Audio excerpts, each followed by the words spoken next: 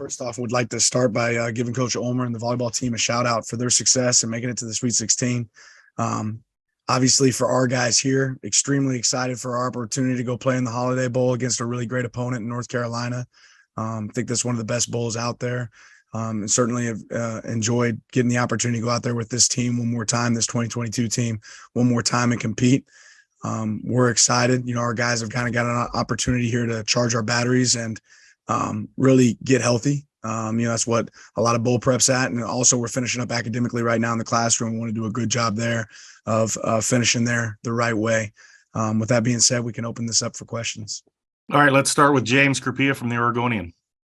Dan, what was your reaction when you saw the post-game altercation with DJ Johnson, and what is the outcome of that situation? What's his status for this bowl game and with the program?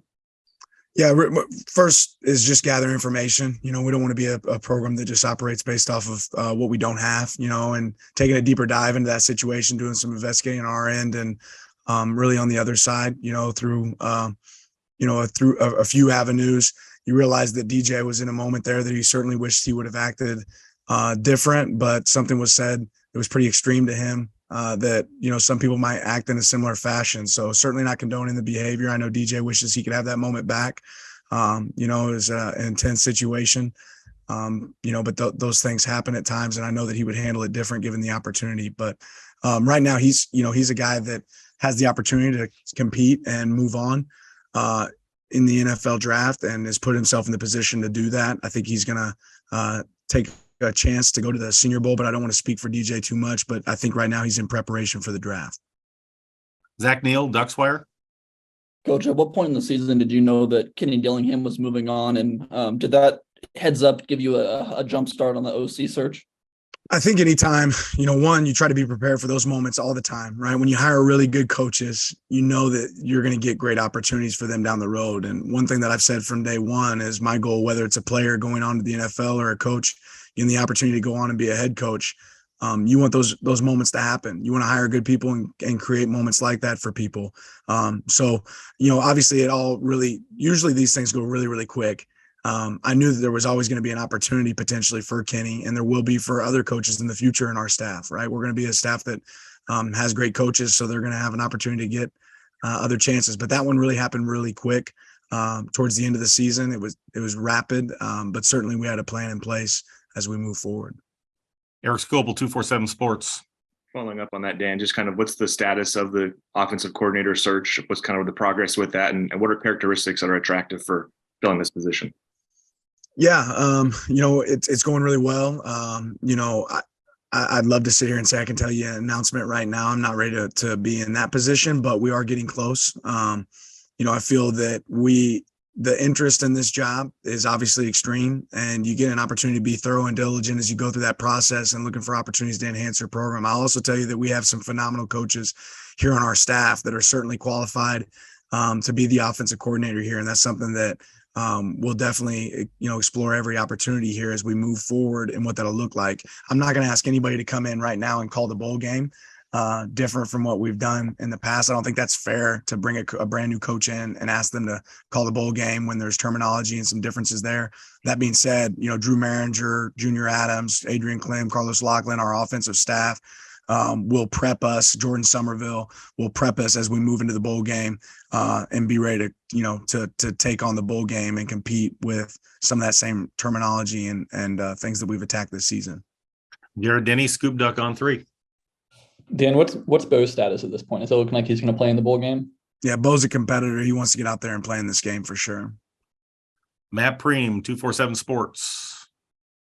You just kind of touched on it there for a second with offensive coordinator search, but do you anticipate Kenny's gone? He's not going to come back and coach the bowl, and who is going to be the OC for the bowl game? I think it'll be a collaborative effort with our offensive staff. I think Coach Maringer and Coach Adams will really take on the lead roles there. Again, they've both been coordinators in the past. We certainly have a staff that's qualified to do that. They've been a big part. I think Kenny would be the first one to tell you that they've been a big part of this process this entire season and the success that we've had on offense. And they'll continue to be that moving forward for us. So I see it being a collaborative effort with the offense, but Coach Maringer and Coach Adams really, taking kind of the lead role on some of those things. Aaron from K-Val. Ending on such a tough loss to your in-state rival, just how have you really boosted the team's morale since then to get them excited about playing in a bowl game? There's not a lot of teams in the nation right now that get an opportunity to go play to get 10 wins, right? And there's not a lot of, not every team in the nation gets an opportunity to go play in a bowl game. And this is a great bowl game versus a really good opponent. I think every one of our guys is anxious to get out there and do just that. You play for the love of the game. You play because you love football. You love to compete. And our guys want to get out there on the field and do that. James, the Oregonian. With the portal about to open tomorrow, Dan, obviously every program's got it. You've got guys going in. But in terms of areas that you're going to look to enhance, on paper, it would certainly look like edge rush, corner, and receiver would be areas you guys might look to enhance. Is that a fair assessment, or are there other areas you'd like to enhance? We're going to look to enhance our program in every facet, every opportunity that we get to make our program better. I think we did a really good job this past season of bringing the right people into the program. I want to say we had maybe 10 guys that we brought in, scholarship guys that we brought in, and all of them were really big time contributors for us this season. So the goal is to find good people that fit the characteristics that we're looking for in our program, regardless of just position, and certainly you'll look for some position specific pieces, but I'm not going to limit our search to just a couple positions. We're going to look for guys that make our program better and that fit our culture as we move forward. Zach Neal, Ducks Wire. Christian Gonzalez declared for the NFL draft today. You've coached a lot of NFL players in your career. I'm just curious what you've seen from him from this year, from coaching him, and what you project from him at the next level. Yeah, so impressed with Christian. It's I think Christian is experiencing now what so many of us saw in him when he first got here, and what he's a product of a great family, a product of a coach that did a really good job there with Coach Martin. And our defensive staff, but really also a product of just a great young man. Christian has been elite in everything that he's done for our program. He's worked really hard to earn everything that he's got, and I'm really proud of him. And I know that he wants to be out there competing with his brothers, but sometimes those decisions have to be left to family members and other people that are looking out for his interest. And that being said, Christian's done a ton for our program. We're certainly grateful for his contribution. Eric Scopel, 247 Sports. Dan, just kind of following up on bowl opt-outs, are you aware of any other players besides Christian? You mentioned maybe DJ, it sounds like, that are planning on doing that, and kind of what an opportunity that provides for whatever players are going to maybe receive starting opportunities in their place in the bowl.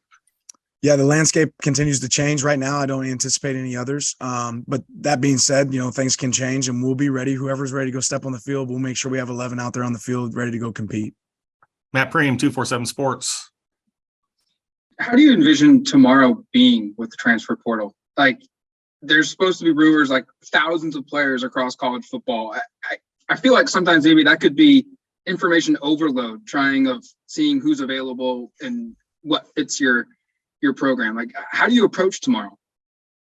First, I guess the thing I would say is I wonder if you could go back however many months this first started, if this is what we wanted. Is this really what we wanted college football to be? And I don't know if that's a reality, right? That, what's tomorrow going to look like? I don't know that any of us really truly know, and you want to be prepared for it as a coach. We prepare for a lot of different scenarios. I know that it's at surface level, the intent, what the portal was intended to do, it was really a great opportunity for student athletes. And now where it's headed, I don't know if that's the case. And I don't know if that's great for college football. That being said, we're going to take advantage of every resource that we have to enhance our program and make us better. And it certainly helped us this past year. We're going to look for opportunities to, and help enhance us moving forward. So it's been really good to us. We've done a really good job of managing it. We're going to look for the right ways to manage it moving forward. What it'll look like in college football, I think tomorrow could be, certainly a different day. James Crapia, the Oregonian. Back to the OC traits for a second, Dan. One, do you look for a scheme fit and continuity in terms of somebody from the HUNH tree? Is that in any way a prerequisite or something you're really looking for? And how do you manage over the course of this week and how many more days or hours it'll last? And that in the absence of a hire, you'll have rampant speculation and names being connected to this that create false expectations that have no validity whatsoever. How do you manage that to your players now and your recruits when there's names being connected to this that have no connection to this at all? Yeah, You had a lot of questions in there, James. I think the first one was something about HUNH. I don't know what that is. What we're going to do. Hurry up, no huddle. Gotcha. Okay. Learn something every day. Appreciate you, man. So no, ultimately this is the Oregon system. Like we have an offensive plan that we put together when we got here. That doesn't change when the offensive coordinator changed. There's some things that we believe in that we're going to carry as long as, I'm here. That's what we're going to have a philosophy and what we look like. We're going to be able to adapt moving forward. And that the traits of who we are, that's not really going to change.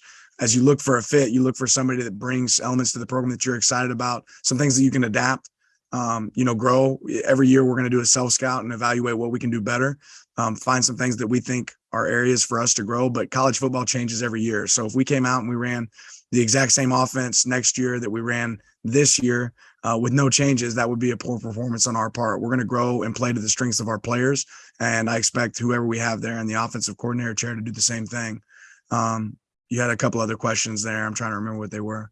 You're saying, how do you manage expectations? I don't really worry about other people's expectations. What you do is you hire the best people you possibly can for the job. I know 12 months ago, there were some hires that I made that people weren't necessarily as excited about. And I think the results speak for themselves. We did really, things went really well. So people are going to write whatever they want. Here's what you have to know. I'm going to do anything and everything I can to make sure we get the best people in place for Oregon to be successful in football. And luckily here, we have the ability to go attract the best of the best. Don't really care what logo they have on. Don't care what team they're associated with. I'm interested in getting the best people. And when you get an opportunity to go get the best people, that's when you have a chance to be successful in the field. And you know what? Players know it. The minute you put them in front of them in the room, right? The minute you go out there to the practice field, they realize what good coaching looks like. And we're going to make sure that we have good coaches in place to enhance our program. Zach Neal, Duckswire. When it came down to it, you guys were likely going to get either one of two bowls, one on December 17th, the other on December 28th. Obviously, you got the later one with early signing period on the 21st. How much of a benefit is that for you guys to be able to not necessarily use that week leading up to early signing period, focusing on bowl prep and rather being able to recruit a little bit more? Yeah. I think there's certainly could be some benefits. I don't like live in the world of hypotheticals of what would have been different. There's a lot of things going on for our players right now too. We're entering finals week. So we want to make sure we're doing a great job in the classroom. Obviously, it's a big recruiting week as well, and really weeks leading up to the 21st here as we move forward. So, but we're playing in the game in the Holiday Bowl, and we're excited about it. Eric Scopel, 247 Sports. I'm not expecting like an exact timeline, Dan, but when is a realistic and maybe appropriate time to have an OC in place, just with the signing period and all the uncertainty with the portal kind of going on over the next couple of weeks? Yeah, somewhere between now and when it happens. So, it'll happen when it happens. Don't worry. We're not going to coach with 9 next year. We're going to make sure we have 10, and we're going to be really good at it. I promise you. So, Matt Preem, 247 Sports. I'm assuming Jordan's moving up to coach quarterbacks with Kenny's gone. Can you just give us your thoughts on him and just the impact he had? Most people don't know beyond probably this room who Jordan Somerville is. Yeah, well, this is a great opportunity for me to shout him out. Jordan, along with a lot of our young coaches on our staff, Jordan has experience. He came here as a guy that was a full-time position coach in Division I football. He's done an outstanding job, and he has the respect and admiration of our players. He's done a good job in recruiting. He's done a good job with relationships, and he certainly is a good coach. So it's a good opportunity for him to be able to elevate, and excited to see what he does with those guys. Aaron Slindy, KVAL. I know you've been on the road recruiting a lot, and then with the transfer portal opening, as a first-year head coach, just how are you balancing working on preparing for the future, but also with the guys that you have now that are going to be playing in this big bowl game? Live in the moment, right? And have good people around you that can help you stay organized as you move forward, and always have a plan, right? So go to bed knowing what you're doing the next day, focus in the moment that you're at right now, but have a plan moving forward. Got time for 2 more if the questions are short. James Krapia. Oh, no chance. He can't ask a short question. You picked the wrong guy to ask a short question. Kind of getting that, Coach. One question, James, not 7. As a practical matter, who are your jack linebackers for this bowl game? You'll see. You'll see when we go out there on the field. You know the guys on our team better than anybody, right? Yeah. Last question, Matt Preem. Just what's kind of your schedule up until the bowl game? When do you start practice? when does bowl prep work on the field actually happen for you guys? It's varied. We'll get a couple practices in. We actually got a practice in last week. We'll get a practice in again, a couple practices in this week. I'm leaving here for a home visit. We're going to keep it moving. We've got every hour, every minute of each day kind of mapped out. And that's the way you have to operate at this time. You lean on people that that have done it before, and you adjust on the fly. So we'll have practices this week. The closer we get to the bowl game, the more it'll ramp up. Our players will get a chance to really take a small break right before we leave for the bowl site. We'll come back here, get a practice before we leave for the bowl site. And we've kind of detailed that plan out for our players. But goal number one right now, make sure that we're enhancing ourselves, getting healthy and stronger in the weight room. Making sure we're taking care of our business in the classroom. And then when we do get the chance to take the practice field, we compete. And then as we get closer, we'll start to, continue to move to more practices. Right now, the focus is really just us. We're focused on Oregon. We haven't started opponent prep yet. That'll happen as we get closer to the moment moving forward.